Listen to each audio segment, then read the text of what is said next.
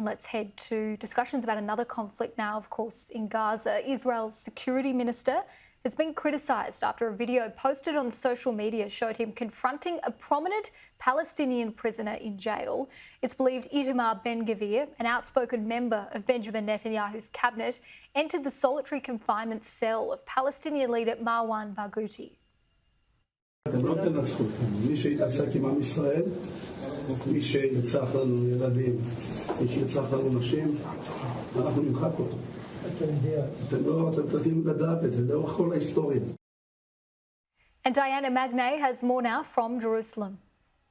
We just saw a very small part of the exchange that clearly took place in there. We have not seen Marwan Barghouti, who's been in jail for since 2002, 23 years. We haven't seen him for really quite a long time. And in that video, he looks pretty bad. He looks scared, he looks pale, he looks drawn, he looks clearly intimidated. And Ben-Gvir is abusing his authority as National Security Minister to have access to him and to threaten him. And his lawyer says that he made direct threats against him and that he thinks that his life is in danger. And bear in mind that we have seen dozens of detainees die in Israeli jails, especially since October the 7th and since Ben-Gvir has been in charge of national security. Now, Marwan Barghouti is a very, very important figure across the Arab world.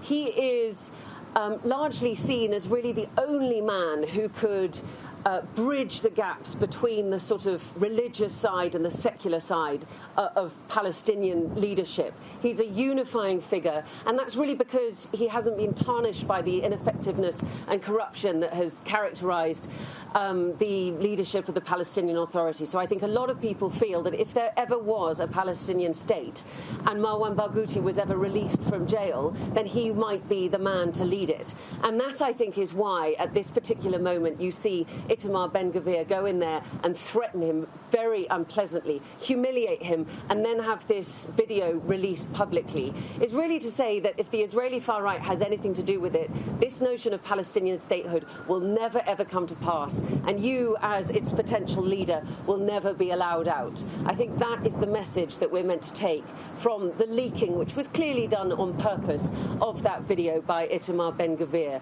And also yesterday, remember, we saw from Ben-Gvir's far-right ally in Benjamin Netanyahu's coalition, Bezalel Smotrich, unveil a plan to restart an age-old settlement plant really just outside East Jerusalem that he said would bury the notion of a Palestinian state. These are two extremely provocative acts, and I think they are messages to Palestinians and messages to the international community who are supporting the idea of a Palestinian state, that if these guys have anything to do with it, it is not going to happen.